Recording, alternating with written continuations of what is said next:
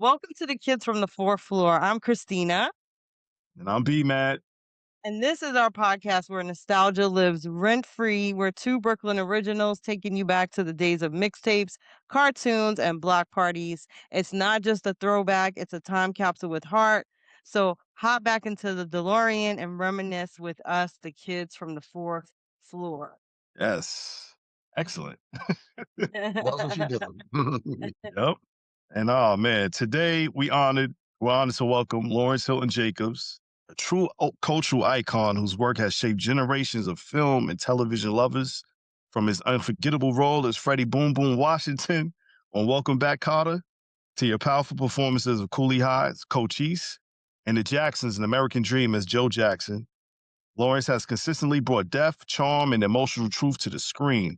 With a career spanning decades, you have earned respect, not just for your talent, but for your integrity, purpose, commitment, and representation.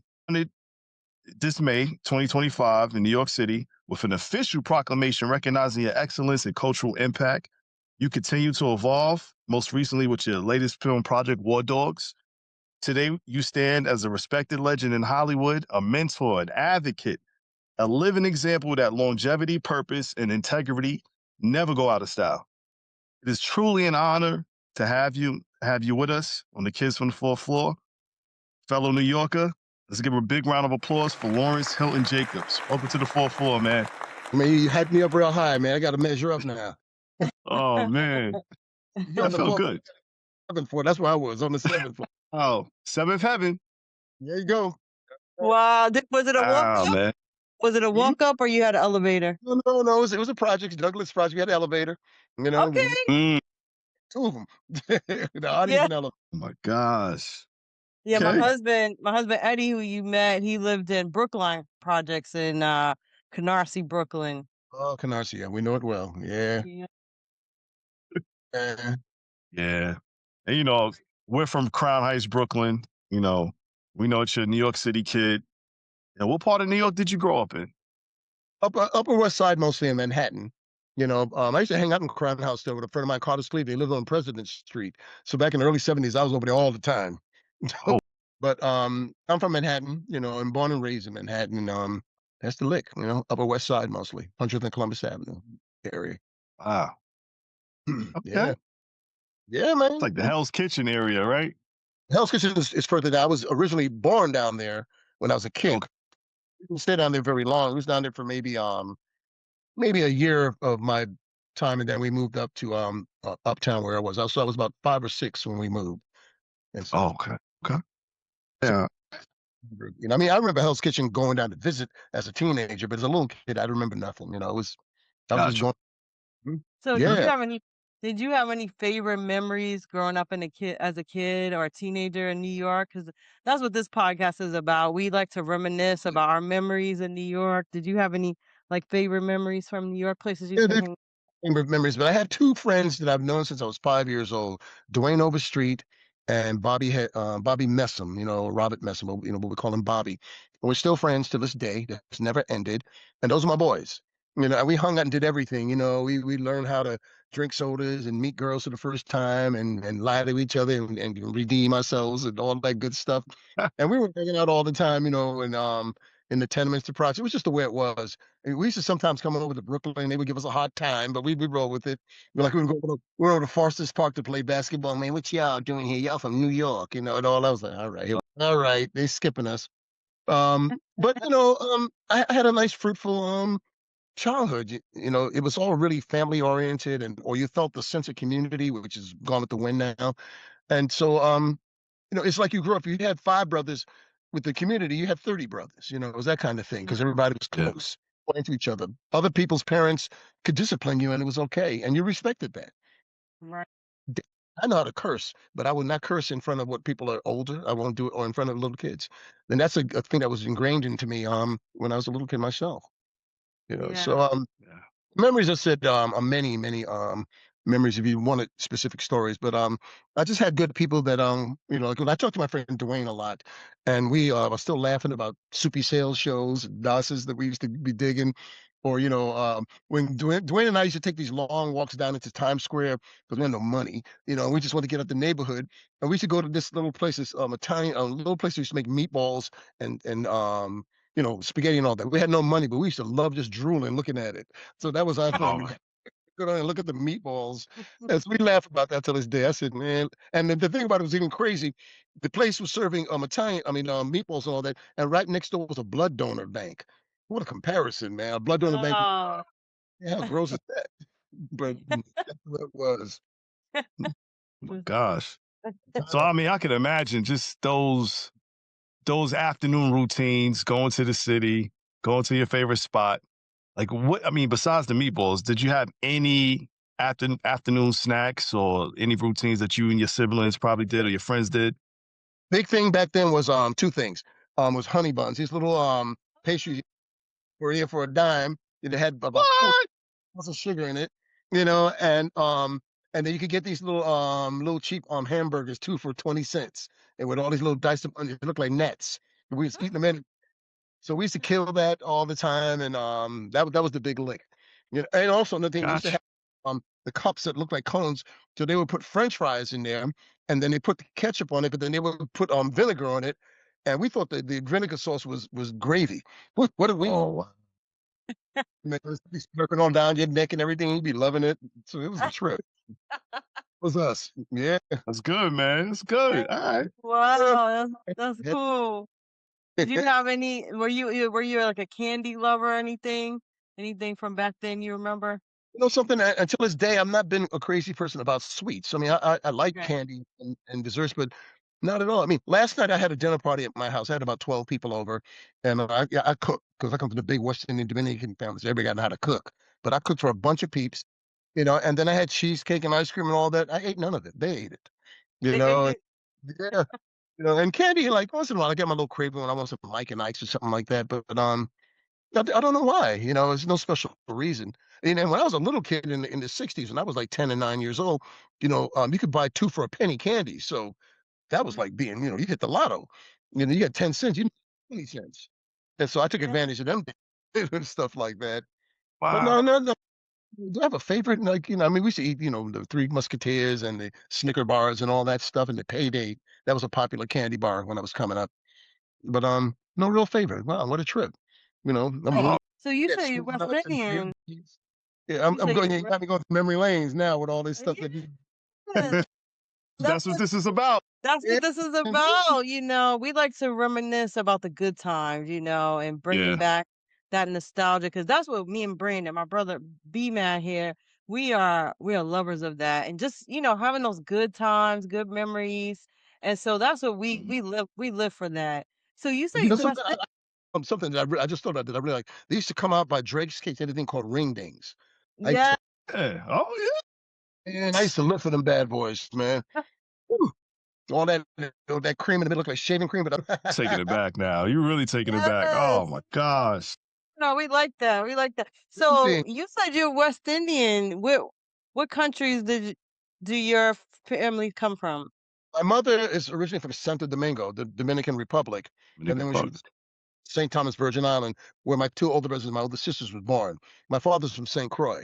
So that's our background. He's Dominican West Indian. I was born up in Manhattan and all that. It's in us. I mean, I was talking to my cousins today, my cousin Kevin, and when we talk, we just go on talking, and all of a sudden we start talking like this, and they go into the language, man, what you want with your man? It just Right. comes out.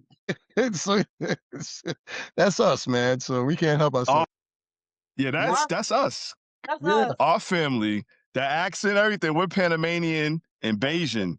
So yeah, we come from a very dominant West Indian family, man. Especially growing up in Brooklyn, the West Indian Day Parade, and That was oh my gosh. autopilot, and we love it, man. That's who we are, and that's our peeps. Of course, a lot of people can cook. Y'all been eating good food all them years. Oh West Indian That's yeah. right. bringing it. So I'm down with that. Okay. Wow. All right. Look at that. Look at Yeah, that. We're yeah. brethren. Yeah. Pass All me some right. royalty. Oh yes, royalty. I was just talking about that, man. Oh my gosh, man. And yeah, they have a place down here in Maryland. I have to go in the hood to get it, but it is the Right, right. Trinidadian. Yeah. Yeah. No, we just gotta have So it. yeah. So Brandon, I know I stepped on your question. You want to Nah, that's go in? all good. It's a club. Had a good flow. Yeah. Listen, Claudine, man, you had a memorable role. Just working with Diane Carroll, working with James Earl Jones. My question is, you grew up in a household, you had a lot of siblings. So how was it just getting on camera, getting in a scene, and being one of six in that movie? Can you relate to that role you played in that movie in Claudine? How it happened, I mean, I came from a large family, so that was just my upbringing. It was 9 of us. It was always maybe 6 of us living in the house, so it was similar. But what happened with Claudine, which was unusual, where movie was originally written for Diana Sands, who had rehearsed with us. They didn't know who was gonna play Roop at that point. James Earl Jones was not even thought of. And we rehearsed for a couple of weeks, and they were having all kinds of actors coming in and out. Then decided we're going to take a break because James Earl was going to do a play. We wanted for him to finish, and we come back and do it with James. So now we got James, and then we went through on the rehearsals again with Diana, but she got ill, and then Diane Carroll came in. But what's the unusual thing is that you don't get a month and a half to rehearse a movie, So we were a family. Period. Till this day, we're like that when we see each other. It was just there for us. So we didn't have to be concerned with that. And it's even like me as because I've become a director in the years. I believe in rehearsals and all that, not so much, to learn the lines and all that, but you get a kinship that goes on, where you find a comfortability. So when you know somebody a certain way, you touch them a certain way, or you can be comfortable how you land them or how you relate. And it gets it down to like a more of a behavior, which is the performance you want. So we were just lucky with that one. What a wonderful movie to make. I was 19 when I got the movies. I was pretty young, turned 20 during the movie. And and I said I stayed close to Diane, all the way till she moved on. And yeah, good memories, man. Yeah. Yeah, good Chris, you want to take the next one? one. No, you go ahead. I know you love Cooley You got High. the flow. Yeah, this is a Cooley question, man. Like, I listen, that movie resonates with the Black community, especially us. That's like a rite of passage to watch that movie. I was born in the 80s. Chris was born in the 70s. That movie came out in the 70s. It's a generational movie. And the impact that it had, like, why do you think it crossed over still to this day for generations and generations to come? I mean, to me, it's a coming of age movie, and it certainly was extensions of my life, or me. I can understand that life where you still had the community of friends that you were loyal with or bonded with. You went off into different adventures, and the whole thing of Cooley High doesn't have a straight narrative story. It has stories, scenes. The narrative that holds the story is the characters, Preach, Cochise, Pooter, and so forth, Willie, whatever. And so that was the through line how he carried the movie. But it's a naturalism movie. Michael Strips was a real special, brilliant director with it, and he still is, good brother. And he knew how to just flow that thing to have because it went from extremes. It went from almost slapstick comedy to being, subdued to tragedy. And you took the flow. It was just remarkable, when we did that thing. 6.5 weeks of shooting, $750,000 budget, made $13 million, made a bunch of money. And by today's standards, that must be $100 million, And so, and it opened doors, and things like that for us as actors, of course. So that was a nice thing for Glenn and I. But it was just a real special experience that even when I watch it, I don't really watch it much now, but you get funny. You don't want to watch your own stuff. Myself and Glenn have been going lately to a lot of these screenings for Cooley High, for our 50th anniversary.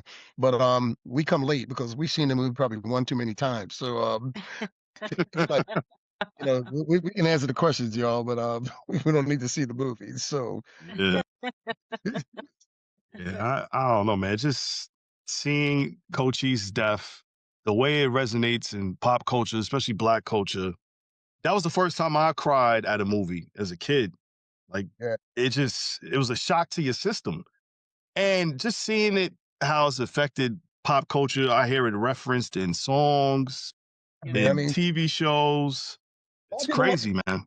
all this cast, man, Ice Cube and Snoop Dogg and all these guys who I know will come up to me and go, "Yo, man, Cooley High, my brother." It was like I call it a Black national anthem for a lot of people. It's a coming Yes. of age. It was a naturalistic movie. We were able to pull it off, so that was cool for us. And people like it because they can just enjoy the story without feeling taxed or pointed at. You just go with the flow. and you relate. Not a bad thing. Yes. Yeah, it definitely resonates to this day.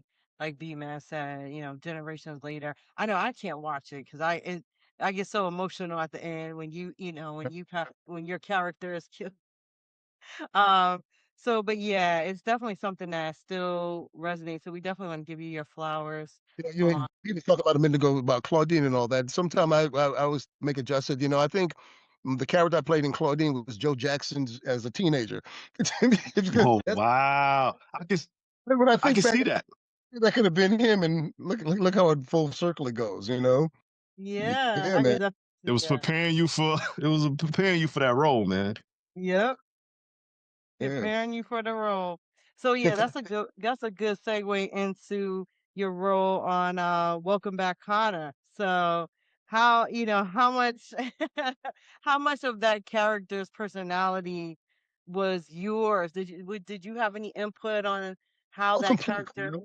I incorporated many. I've used pieces of my friend Dwayne and Bobby, who I grew up with, my brother Eddie.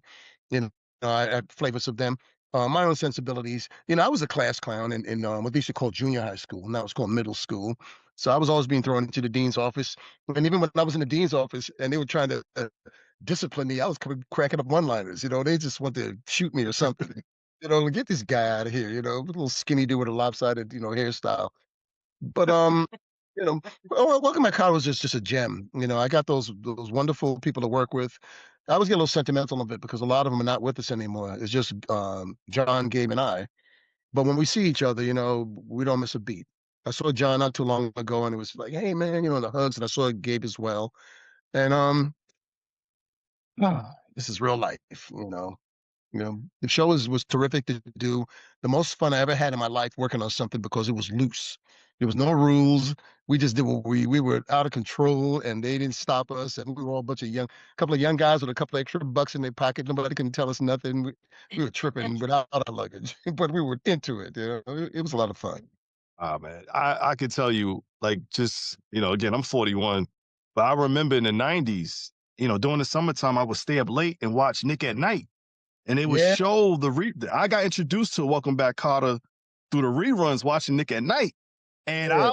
I've probably seen every single episode, and man, I love that show, man. Oh man, thank you for that, man. I've seen some episodes recently, and when I look at them, because I don't really watch them, I was like, my God, we were crazy, all of us, man. We were like into it and nuts. And I mean, but it was just it's a golden experience, and how lucky can one be? You don't Yeah. know how it's gonna be, but and to also get lifelong friendships out of it once the shows are over. I've been lucky, everybody from people from Claudine or Cooley High or the Jacksons were still friends and so forth. And that's the heralding thing, Of course, like I said, Cooley High with Glenn and Stephen Williams and Garrett Morris and down the line. We're still tight till this very day. Talk to Glenn Saturday, man. And this is Glenn and I have very short conversation. Hey man, baby, what's up? Oh man, I'm just checking with you, man. Our boy checked out. I know, man. It's a drag, man. All right, man. See you later. Click. That's us, man. But Yeah. we cool with each other. Hmm? Hmm? Yeah, my daughter, she's 25, and she was glued to all the old episodes of Welcome Back Harder. Yeah, she kept on watching it and watching. I'm like, you like this? Like it was way before she was old, born. But she loves it. She was like, no, I love it, and she would do the impersonations of all the characters and everything. It, So it was yeah, it was for fun's sake when we did that show, and it was an aimless show. It wasn't trying to be issue oriented. Once in a while, we might do something like that, but most of the time, it was fun. We patterned our show off of the Marx Brothers and the Three Stooges and the Little Rascals. You had a reality of sort of who the characters were, and then you could just take it anywhere you wanted. And so we just were. It was so much fun to be able to be that free and do it, and it could work for an audience for the length of the time we did it, which was 4 years, which is a long time. We were yeah. getting a little old to play teenagers at that point, but I was 26 when we finished that show, so like it's time to call it a wrap, y'all. But but we had a nice run. Yeah. Man. Mhm. Listen, I mean, we got to talk about your other iconic role, man. That is near and dear to a whole generation of Jackson fans. Like your role as Joe Jackson, you put the fear of the black dad, the black father in all of us. I was scared watching American Dream. you really embodied Joe Jackson, man. Like that role was incredible, man. You really you did it up with that one, brother.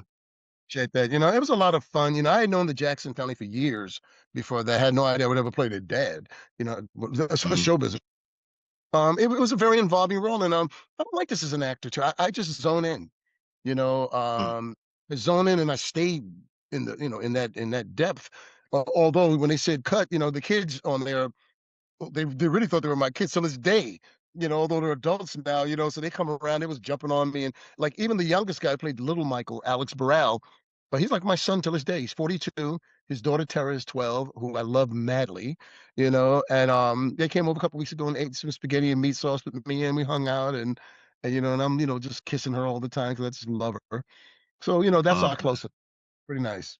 Yeah. Wow, look at that. Look at that. Yeah. Yeah. And you had a question, Brandon. Be mad. Yeah, this is just like a random useless knowledge. I don't know if it's true or not. I seen it. Is it true that Eddie Murphy named the projects on the PJs after you? Did Eddie, and I knew Eddie. I knew Eddie since he was 21, and he never would explain to me that. When I said, "What your Oh, name?" wow. you know, and he would never give it up straight. But that was his strange homage to me. 'Cause I mean, Eddie and I used to hang out in the clubs. We were out of control for a while, just being friends. The crew usually we used to be would be Eddie, Robert Townsend, Keenan Wayans, sometimes Denzel Washington, David Allen Greer. That was us. That was the clique. And TK Carter was down with us, and you Okay. know, Rest in peace. Rest in peace. yeah, my brother, and so those are the times. Those are the times. Oh, Wow. wow. Mhm. Yeah, So yeah, yeah, so speaking of like that New York scene, so you were honored recently with a proclamation from New York yeah. City. So what did that recognition mean to you And meeting so with I New York? didn't think they were going to do it. I mean, I was told I was going to meet the mayor.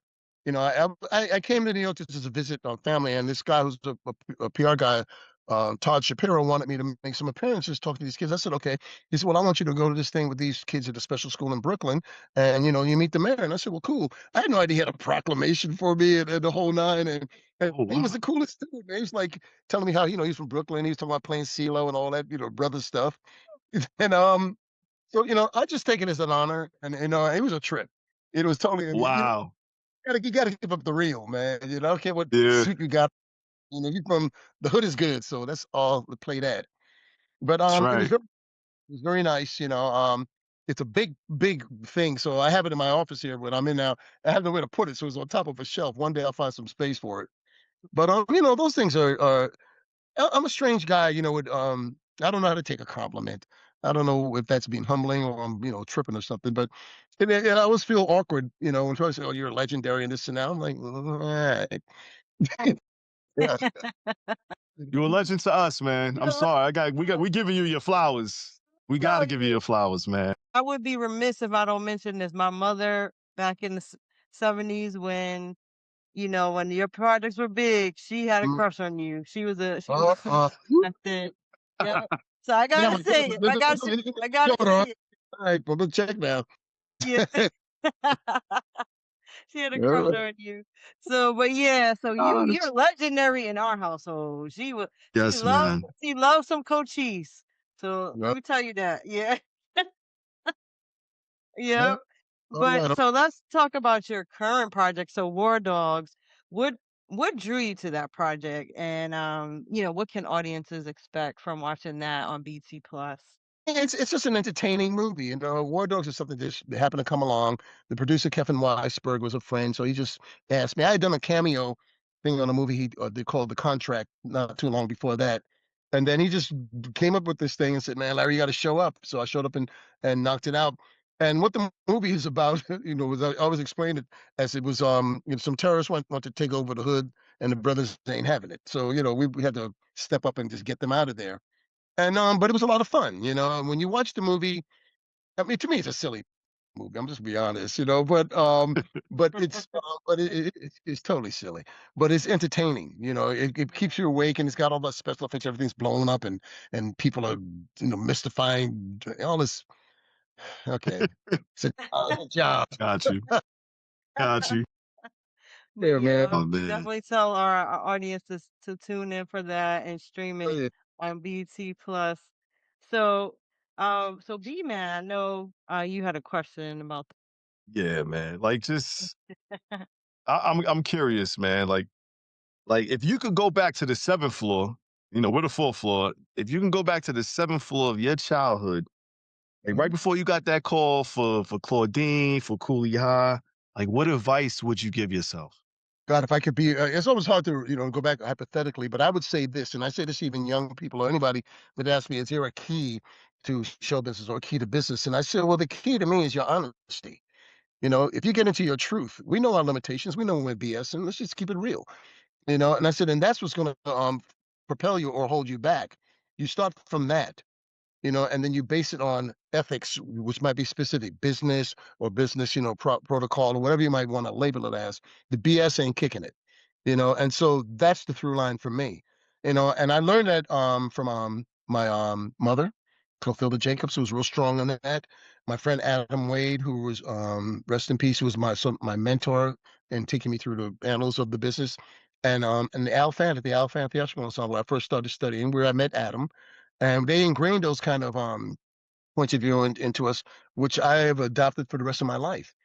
I'll always be an open door to talk to anyone, even when I'm on sets, and sometimes I'll sit down with the background people, and they're always like, "Oh my God, you're the star of the movie. Why are you sitting with us?" I said, "Because my first year and a half in the business, all I did was background. I don't have nothing against you, and we can chill out and talk, and I'm not untouchable. I ain't Joe Jackson for real. I ain't gonna pull a belt out on you or nothing like that. So that's how you learn. I mean, I do it with the kids now, the grandbabies and all that, and just try to let's talk to each other and let's keep it straight up, and that's my belief. And so it's really simple. If there's a through line to thrusting into life or leveling up, whether it's a business or just getting along with your family or somebody that's close relations, keep it real. And that's not cornily said. I mean, keep it simple and keep it real. Talk the truth, man. Procrastination is a drag to me and a pain in the butt. I don't like. The lying I detest. Because what's the point? Yeah. Mm, And so and I'm still a dude from the projects. I mean, sometimes some cats will step up because I've been in the movies and all that, and they're like, I said, listen, man, you step into me, you step later for that after you know the deal. I ain't taking yeah. that nonsense either. So Yeah. because I know, I have that option, I don't have to go there. And stuff Mhm. like that. Just keep it respectful. Yeah. I mean, when Glenn and I a couple of 3 years ago, they did a some of the like a retro on Cooley High, and they took us back to Chicago, and we went back to the original area where we had shot the movie, which is gone. All the green projects are torn down. It's like all Yeah. con. Yep. So we Right. went there. When we got out the car, a lot of people still living there, but they knew us. And all of a sudden, we had like 50 people, 60 people on the block, and we just got in there and hung out with them, Glenn and I, and talking. I mean, and everybody was cool, and it was totally. I said, "That's how you do it." And we had Corin Rogers with us, and Rick Stone was with us. They were hanging out that day. Who were in the movie, and it was just terrific. Just talk to people, and then just keep it simple. Because it really is not that complicated. It's just layers of life. So that's me. Go into your truth, come out of your honesty, and then you can bounce. You can step Mm, Wow. up. Mhm. Wow. damn. That's gems. Thank It's you. real. That's Yeah. real. Yep. Because this is learned behavior. It's not like I'm some genius guy. I had to learn it. You take your bumps, but you pay attention to it. And you and then you apply it to raising children or being in business or going to going to your job or going to church or just talking around with some good relatives and friends about it's okay to be silly, and know you have the security that nobody's going to judge you because you did that, and who cares if they did because you're not hurting anyone.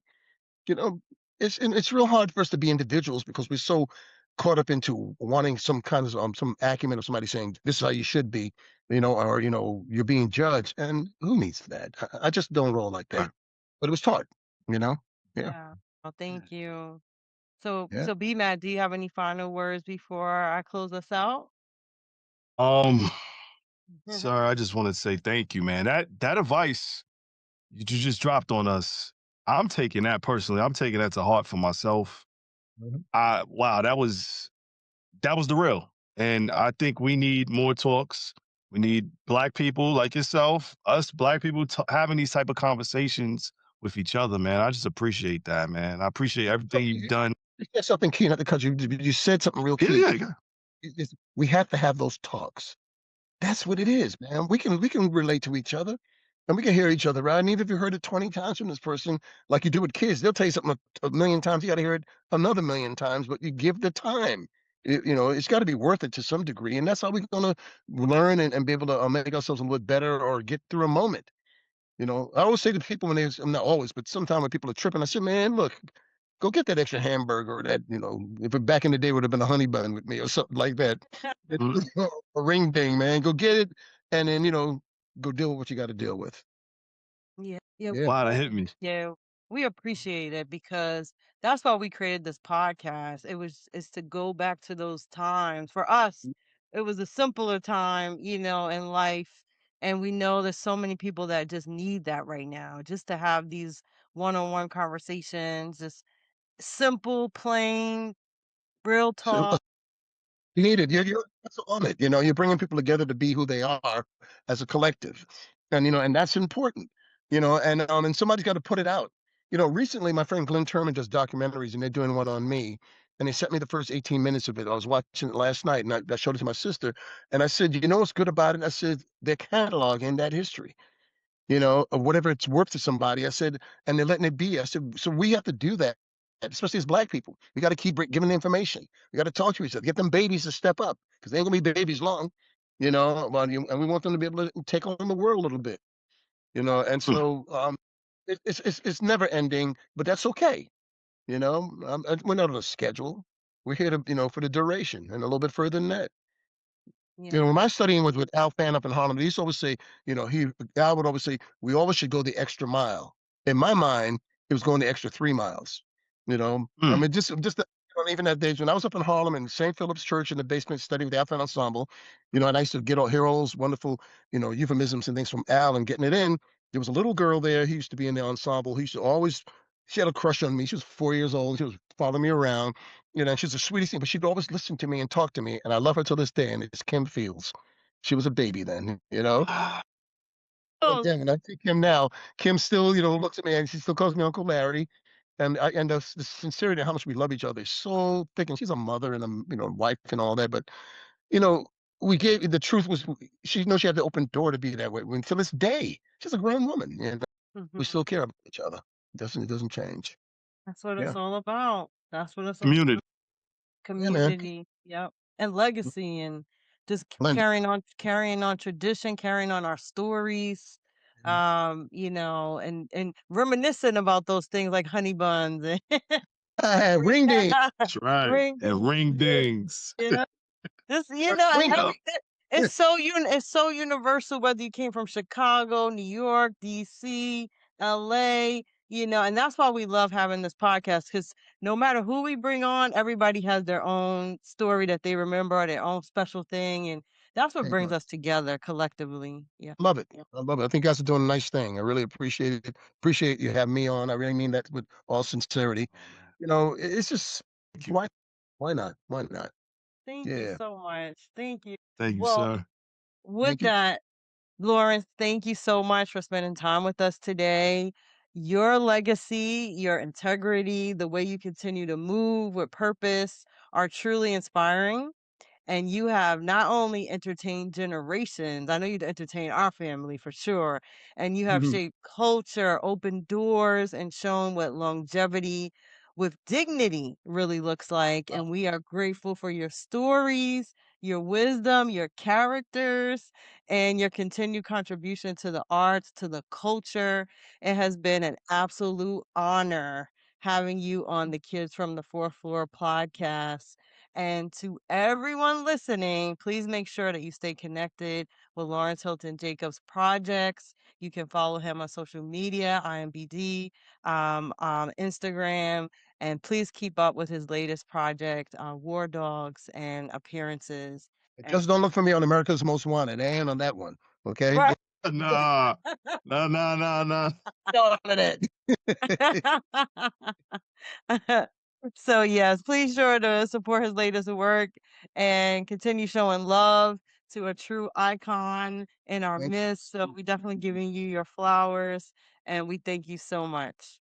And Thank you. And if you enjoyed our show, please like, follow, subscribe, share this podcast, share this episode, continue to share our stories. You can also listen to my radio show Lounger with Christina and Eddie every Sunday on Lit 106 from 3 to 7, and follow us on social media at BMAT730 on Twitter, IGX, and Christina Sledge and Sledge House Media on IG.